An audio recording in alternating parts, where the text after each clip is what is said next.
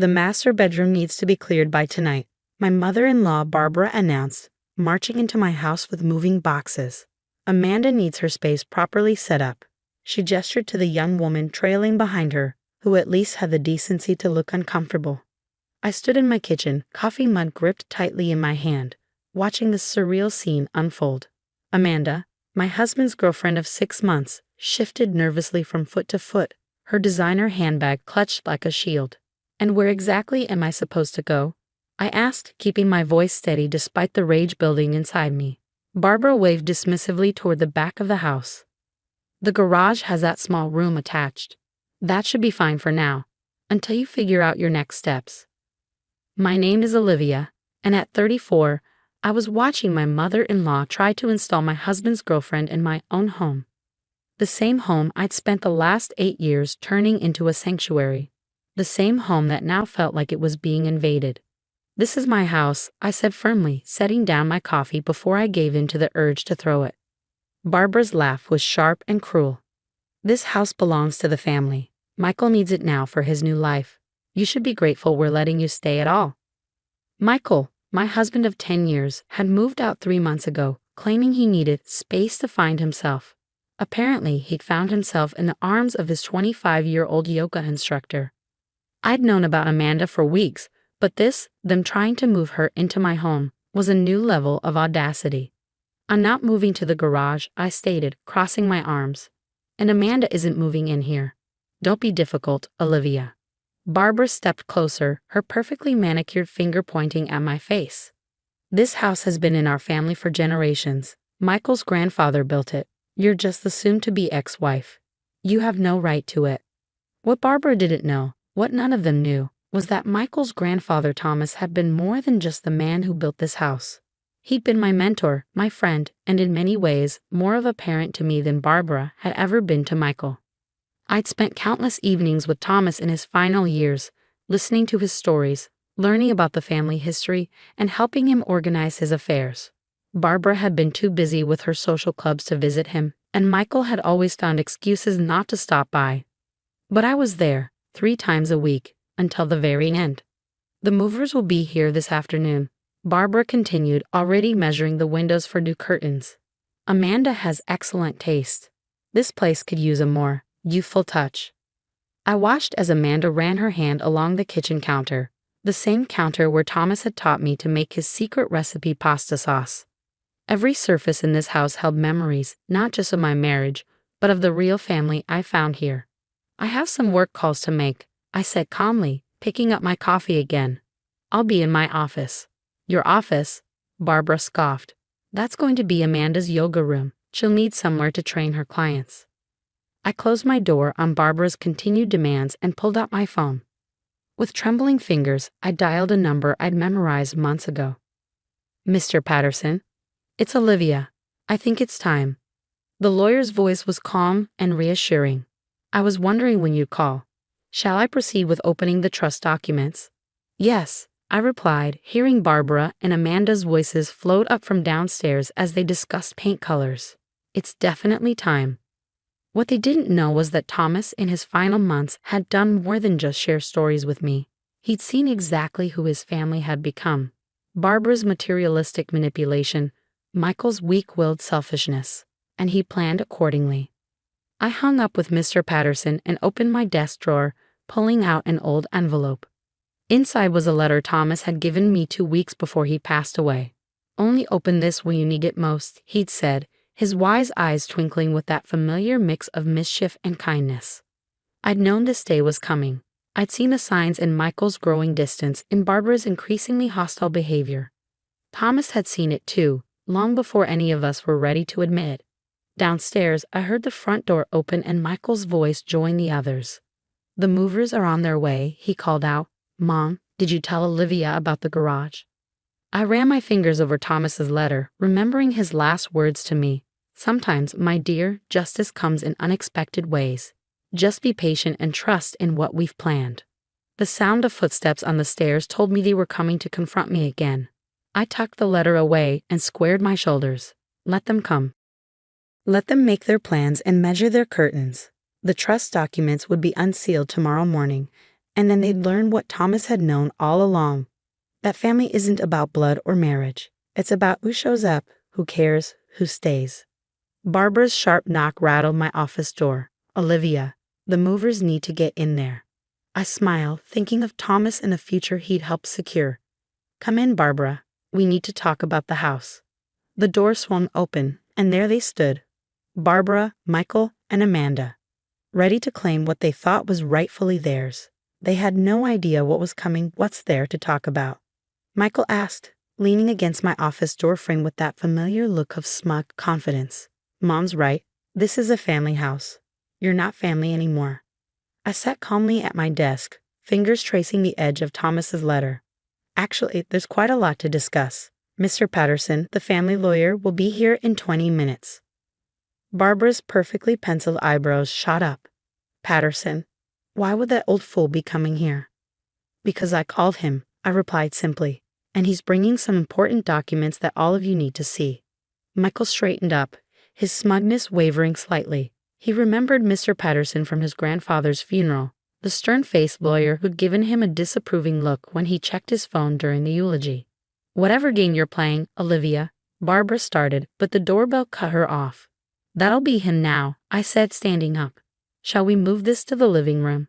They followed me downstairs, Barbara whispering furiously to Michael while Amanda trailed behind, clutching her designer bag like a security blanket. Mr. Patterson stood at the door, his weathered briefcase in hand, looking exactly as he had the day Thomas had introduced us. Mrs. Collins, he nodded to me, then turned a cool gaze to the others. Barbara, Michael. And this must be the girlfriend. Amanda flushed red as Barbara bristled. Now see here, Patterson. Please, he interrupted. Let's all sit down. We have important matters to discuss. Once everyone was seated, Barbara perched on the edge of the sofa like she was ready to pounce. Michael slouched in his father's old armchair, Amanda hovering uncertainly nearby. Mr. Patterson opened his briefcase. Before his death, the lawyer began, Thomas Collins made certain arrangements regarding this property, arrangements he specifically asked me not to reveal until they became necessary. What arrangements? Michael demanded. Grandpa left everything to the family. Mr. Patterson pulled out a thick envelope. Actually, Michael, your grandfather left this house in a very specific trust.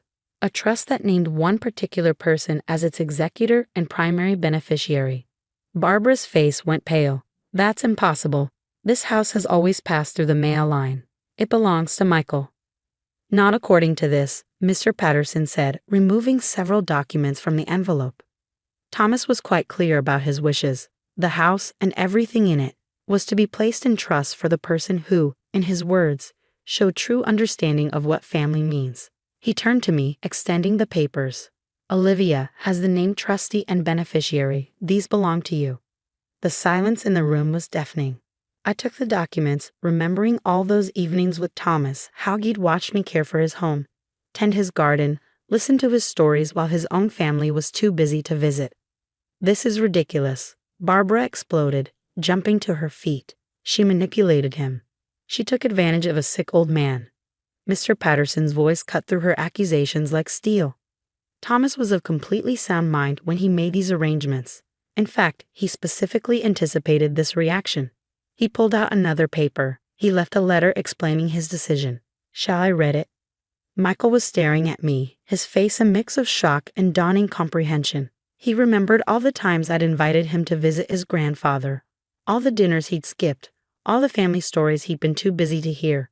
To my family, Mr. Patterson read, if you're hearing this letter being read, it means you've forgotten what truly matters. This house was built not just with bricks and mortar, but with love, with the hope of creating a place where family would grow and thrive. Olivia understood this. While you were all busy with your own lives, she sat with me, learned our history, and showed me what it means to be truly family. The house is hers, to use as she sees fit. Perhaps this will teach you that family is earned, not simply claimed by blood or marriage. Barbara sank back onto the sofa, her face ashen. Michael stood up abruptly, running his hands through his hair in that nervous gesture I knew so well.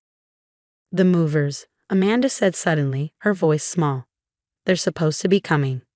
You should probably cancel them, I suggested quietly, since you won't be moving in after all. Mr. Patterson cleared his throat. There's more.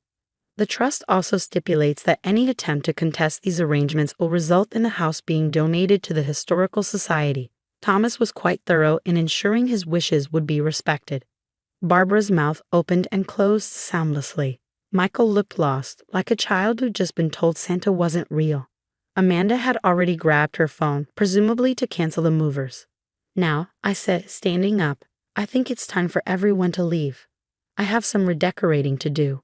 I looked directly at Barbara, and I won't be needing that garage room after all. The days following Mr. Patterson's revelation brought a parade of reactions from the family. Barbara launched into damage control mode, calling relatives to spin her version of events before word got out that she tried to move her son's girlfriend into my house. Michael oscillated between angry texts and pathetic attempts at reconciliation. We can still work this out, he wrote one evening. The house is big enough for both of us. I didn't bother responding. Instead, I spent my time restoring the house to the way Thomas had loved it. I rehung his old photographs that Barbara had deemed outdated. I brought his favorite armchair back from the attic where Michael had banished it. Each change felt like reclaiming not just my space, but Thomas's legacy. A week after the trust revelation, I was tending Thomas's rose garden when a car pulled into the driveway. It was Amanda, looking considerably less confident than the day she'd walked in planning to take my bedroom. "Can we talk?" she asked, hovering by the garden gate. I gestured to the patio chairs. 5 minutes. She sat, fidgeting with her bracelet. "I didn't know," she burst out. "About the house, about Thomas, about any of it. Michael told me you were just his bitter ex who wouldn't let go. And you believed him," I said, not unkindly. "Just like you believed Barbara when she said you could move in here." Amanda looked down. "I'm starting to see why Thomas chose you. Michael. He's not who I thought he was. Last night he suggested we try to contest the trust anyway, said we could figure out a way around it. I couldn't help but laugh. That sounds like Michael, always looking for the easy way out. I ended it," she said quietly. "This whole thing opened my eyes. I don't want to be part of a family that treats people this way." As she left, I thought about Thomas and how he would have appreciated the irony. His final gift hadn't just secured my future, it had revealed the true character of everyone involved. The following Sunday, I hosted my first dinner party in the house since everything happened. I invited Mr. Patterson and his wife, along with a few close friends who'd supported me through the divorce. As we sat around Thomas's old dining table, sharing stories and laughter, I felt his presence in every corner of the house. Barbara made one final attempt at confrontation, showing up unannounced one morning with a manila envelope. "These are photos," she announced, dumping them on my kitchen counter. "Proof that you manipulated Thomas. I'm taking them to my lawyer." I calmly slid them back toward her. "Go ahead. And while you're there, ask your lawyer about the consequences of contesting the trusts. I'm sure the Historical Society would love to give tours of this place." She left, but not before I saw the defeat in her eyes. She knew she'd lost, not just the house, but the power she'd wielded over the family for so long. Michael moved to a different city shortly after. I heard through mutual friends that he was telling people he'd left the house to me out of kindness, rewriting history to protect his ego. That was fine by me. I had the truth, and more importantly, I had Thomas's legacy. 1 year after the failed attempt to move Amanda in, I sat in Thomas's study, surrounded by his books and mementos. The house felt more like home than ever, filled with the warmth and history he'd always cherished. I opened his letter again, the one he'd given me before he died, and read the last lines that had given me strength through everything. "My dear Olivia, a house is more than walls and a roof. It's a vessel for love, for memories, for the kind of family we choose rather than the one we're born into. You understood that when the others couldn't. Take care of our home, and let it take care of you. With all my love, Thomas." I folded the letter carefully and looked around the study, at the life Thomas had built and entrusted to me. Barbara and Michael had seen this house as a possession to be claimed. They never understood that it was really a gift to be earned through love, respect, and genuine care. Outside, Thomas's roses were blooming, their fragrance drifting through the open window. The house felt alive, not with the chaos Barbara and Amanda would have brought, but with the peaceful energy Thomas had always cultivated here. In the end, the property trust hadn't just given me a house. It had given me the freedom to honor Thomas's memory in the way he deserved. And somewhere, I knew he was smiling, satisfied that his home had ended up exactly where it belonged.